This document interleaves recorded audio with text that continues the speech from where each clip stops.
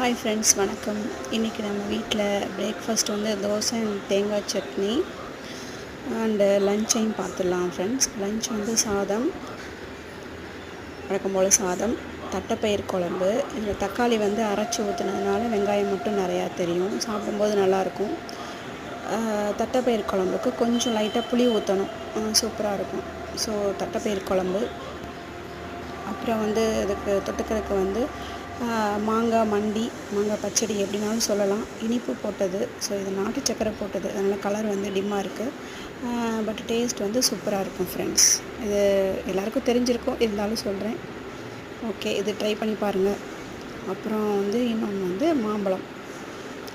அவ்வளோதான் ஃப்ரெண்ட்ஸ், நம்ம வீட்டு லஞ்ச். உங்களுக்கு இந்த வீடியோ பிடிச்சிருந்தால் லைக் பண்ணுங்கள், நம்ம சேனலை சப்ஸ்கிரைப் பண்ணுங்கள். தேங்க்யூ ஃபார் வாட்சிங் ஃப்ரெண்ட்ஸ். தேங்க்யூ.